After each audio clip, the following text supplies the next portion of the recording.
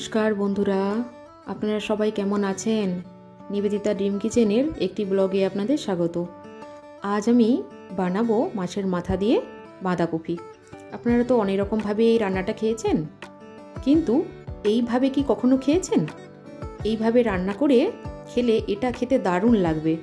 তো চলুন ভিডিওটি প্রথম থেকে শেষ পর্যন্ত দেখতে থাকুন।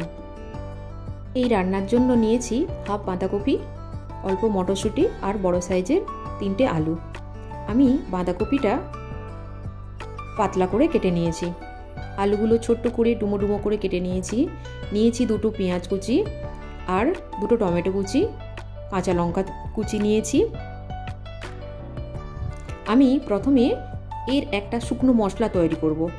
তার জন্য আমি নিয়েছি 1 চামচ জিরে, 1 চামচ ধনে, একটি শুকনো লঙ্কা আর 2টো এলাচ, দারচিনি।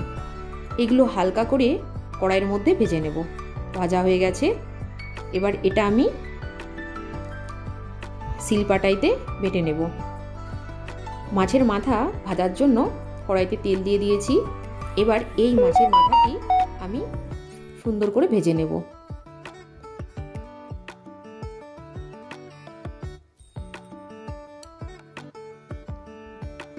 মাছের মাথাটিকে এই তেলের মধ্যে আমি ভেঙে নেব আর ভালো করে ভেজে নেব।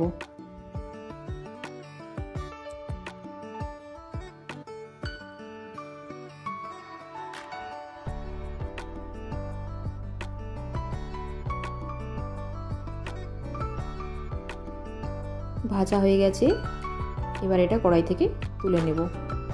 এই তেলের মধ্যেই আমি আলুগুলো ভেজে নেব। আলুগুলো তেলের মধ্যে দিয়ে দিয়েছি। এবার এর মধ্যে পরিমাণ মতো নুন দিয়ে ভালো করে মিক্সড করে এটা ভালো করে ভেজে নেব। আলুগুলো ভাজা হয়ে গেছে, এগুলো কড়াই থেকে তুলে নিচ্ছি। এই তেলের মধ্যেই বাঁধাকপিটাও ভেজে নেব। বাঁধাকপিগুলো কড়াইয়ের মধ্যে দিয়ে দিচ্ছি, পরিমাণ মতো লবণ দিয়ে ভালো করে মিক্সড করে নিয়ে ভেজে নেব।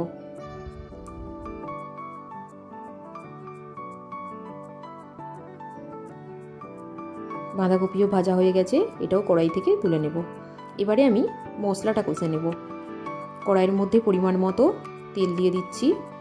এই গরম তেলের মধ্যে দিয়ে দেবো কালো জিরে আর দেব 2টি তেজপাতা। কেটে রাখা পেঁয়াজগুলো দিয়ে দেবো।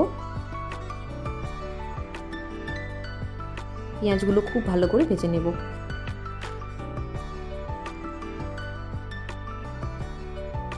পেঁয়াজ ভাজা হয়ে গেছে, এর মধ্যে দিয়ে দেবো টমেটো কুচি।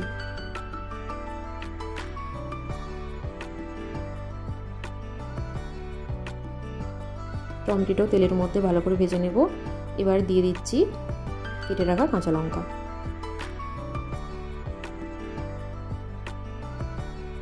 আদা রসুন বাটা দিয়ে দেবো।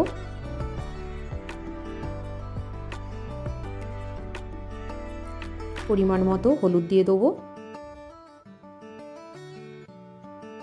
শুধুমাত্র কালারের জন্য আমি অল্প লঙ্কার গুঁড়ো দিয়ে দেবো আর দেব অল্প পরিমাণে একটু জল। জলটি দিয়ে ভালো করে মশলাটি আমি কষিয়ে নেব।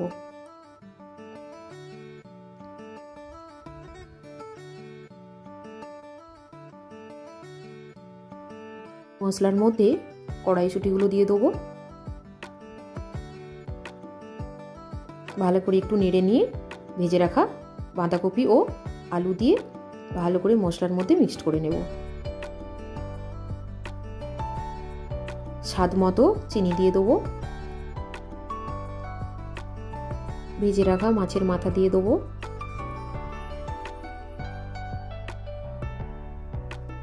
যে মশলাটি আমি আগে ভেজে রেখেছিলাম সেই মশলার গুঁড়ো দিয়ে দেবো। দিয়ে খুব ভালো করে মিক্সড করে নিয়ে আমি এটা কড়াই থেকে নামিয়ে নেব।